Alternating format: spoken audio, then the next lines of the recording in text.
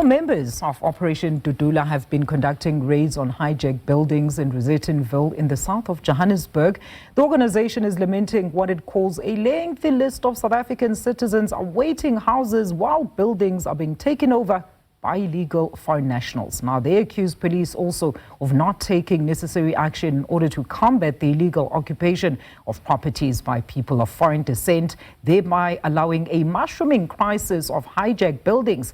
Now, the movement says the City of Johannesburg's revenue collection coffers are being drained by the illegal connection of both water and electricity, and also properties failing to pay their rates. The movement earlier engaged with the police explaining their plan of action. We're going to have a smooth operation. There's about 40 properties that needs to be done today. And the vast motion is cut. So, commanders, I'm asking, there's nothing wrong that we are doing. Don't even feel ashamed. Don't even feel there is nothing wrong. They belong to the city. We have complainants here of the people who have been evicted from their homes by foreigners. So there's nothing wrong that we are doing. It's important that we cooperate, because you must think of an old lady that's here.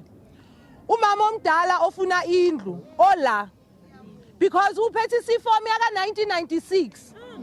So if we don't do it right, silwe namaphoyisa, then kuzoba neclash between us and the police, and then kuzogcina kulimala abantu. But we will not allow them to stop this operation.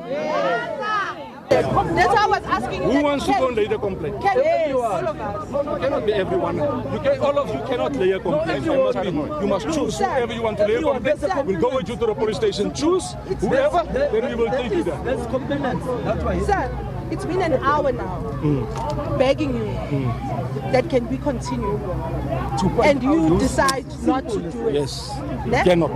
The thing that we know, we are always intimidated by you every time when we're supposed to have this point, as if we are criminals.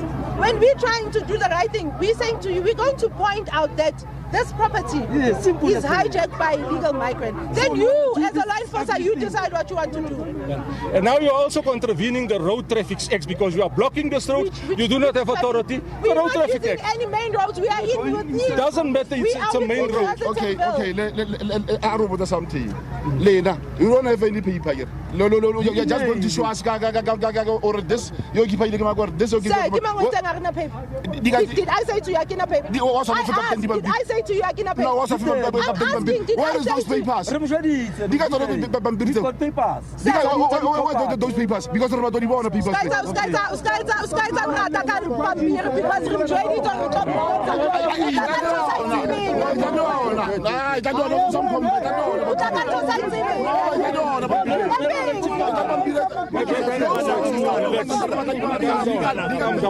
Calm down. Legal papers. Legal papers cover to buy illegal.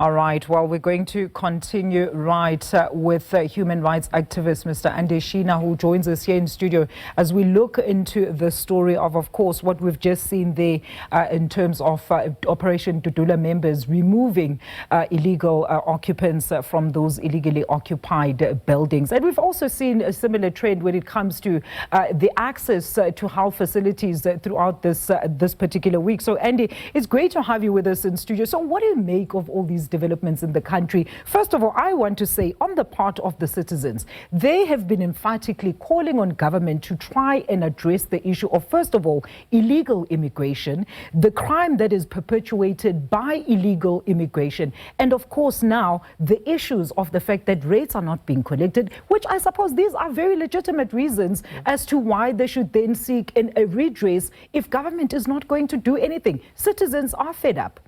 Alicia, we are fed up. Everybody is fed up. But we have laws in this country. We have a constitution in this country. It protects the dignity of everybody. True. Everybody who is within South Africa. Let's do things lawfully. These individuals that are going around now are perpetuating vigilantism.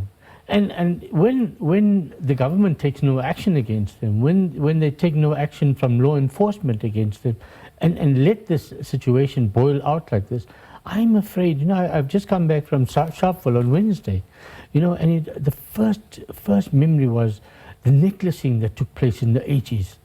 You know, it's almost moving that way now. We're allowing people just to say, I disagree.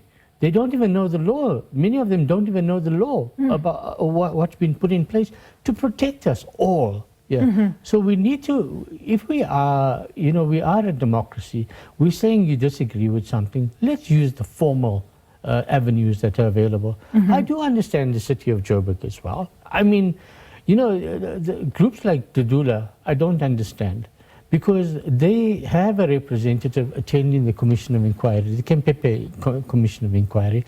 They've sat in there and listened to Justice Sisi Kempepe saying that the city has failed. I have never, ever seen any of them going to any of these officials' offices and dragging them out and saying, we are paying you to look after the buildings. We are paying you to do. You are not doing your job. People are just walking into the building. There's this concept of hijacking. We've already discussed it. You know, at the commission, there's no such a thing as hijacking. The building is owned by somebody. True. And it's supposed to be managed by somebody. True. And we are paying a certain official, Helen Burgess, over 2 million rand a year in her salary. And she has not been looking after the building. How come these vigilante groups are not going to those ministers and saying, hey, guys, we are paying you to look after our buildings. You're not doing it. And now we know that there's a budget being set aside. Billions has been set aside to revamp buildings in the City of Joburg. Let's talk about that budget, Andy. I know you wanted to show me some key allocations there. Maybe take us through the numbers there in terms of how we can, you know, eventually look forward to some sort of solution to this current impasse. Yeah, I think they're looking at, you know, 2.4 billion for mixed-use development, 1.4 billion for southern farms.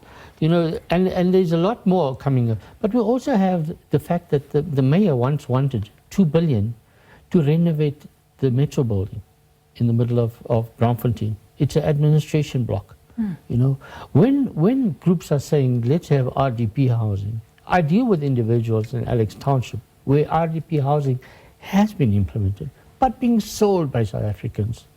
Would then move into an informal settlement. Oh yeah, that's true. You know, so the blame game continues. But it's not the vast majority of the problem again, Andy. So let's talk about what needs to happen in terms of as per guidance by the Constitution. How is this process supposed to unfold? What should the citizens be doing in order to, I suppose, highlight their voices, their pleas to go to the relevant people or authorities to address this situation as well as grievances? What should they do if they can't go to the streets and, you know, cause a little bit of action to be taken seriously? Alicia, we are so militant in the way we're preventing even people from going to public hospitals. So militant. I have not seen that same action against the officials who we are paying. I've never seen them go to any of the City of Joburg offices, rush into the mayor's office and say, I demand, and this is what we're paying you for. This is what you're paying. What they rather focus on is going to the vulnerable individuals that have run away from wars and economic strife, people that cannot protect themselves, and go and threaten them, push them around. You know, we need to understand that there are laws. These organizations, if they feel that the legal process is too long, we know that SIRI, the Social Economic Rights Institute, as well as the Legal Resource Center, have brought a case against these individuals. And it's been set aside on the 10th of June. What they're doing is illegal. You cannot encourage people to do the illegal things. We want to know, why are they doing it now, after the budget has been approved?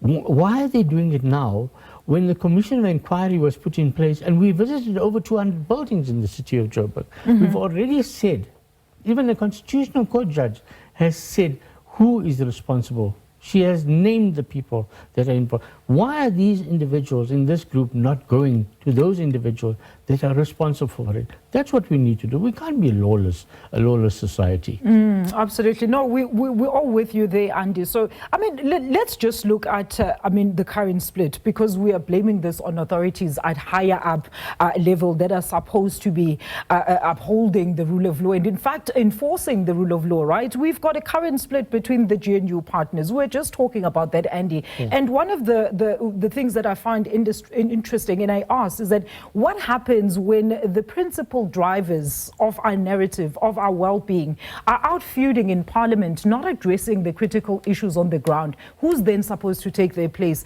and do their job? Alicia, we have a legal process.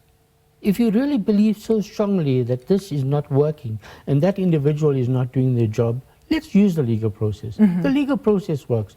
I sit here with my jacket. All these are the pillars of the Constitution. We're celebrating 30 years of democracy. 100%. People say the Constitution don't work. Of course it works. You've got to claim it. You've got to claim these things.